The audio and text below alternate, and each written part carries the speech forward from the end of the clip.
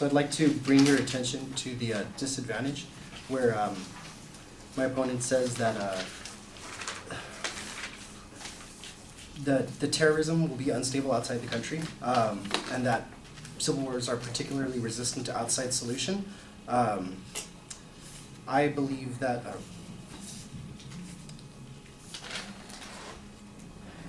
just because we've had the inability to stop something in the past does not determine our capabilities for the future. Alex Ford, former Royal Air Force Airman, Huffington Post, published 8/27/2013, Access, October 10, 2013. We're facing a future where it is either okay to use chemical weapons or it is not.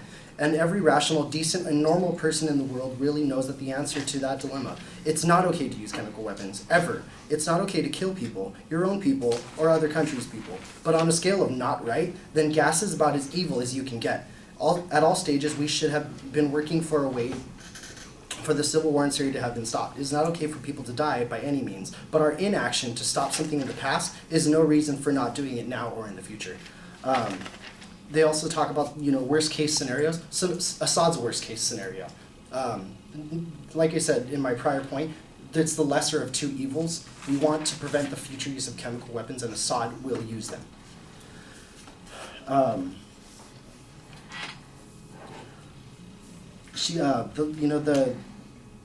Blaming us, our attack for anti-American sentiment when anti-American sentiment already exists through other countries.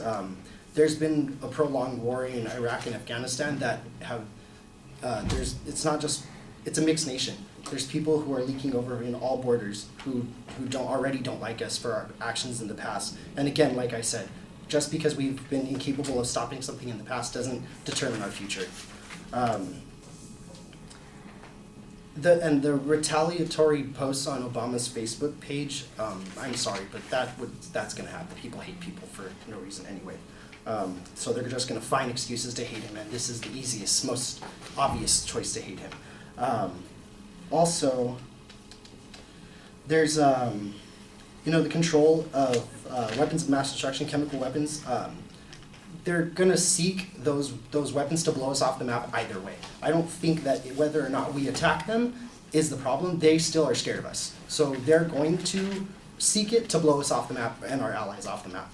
So I'd like to draw your attention now to the first negative rebuttal.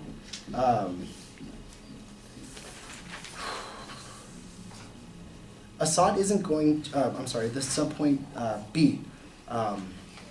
Assad isn't going to believe that we must defend we must defend those who can't defend themselves. Assad is going to continue attacking, and he's going to continue using whichever means necessary to kill people who oppose him. And we can significantly damage Assad's regime with minimal risk to our own military. Ernesto Londoño, corresponding, covers the Pentagon for the Washington Post, published September 8, 2013, Access September 8, 2013. As lawmakers continue to discuss the scope and risks of a strike, military planners are fine-tuning a plan to blast dozens of targets that include air defense, infrastructure, long-range missiles, rocket depots, and airfields, according to defense officials and military analysts. And also, it's of less cost to destroy chemical weapons than to allow their future use. So we could, in the long run, we've seen in the past, in like the 1991 Gulf War coalition airstrikes that have destroyed Iraqi facilities that produced and stored chemical agents, that these are successful, and we need to do something about this. And we have to strike Assad and take him out, remove him to prevent the use of chemical weapons in the future.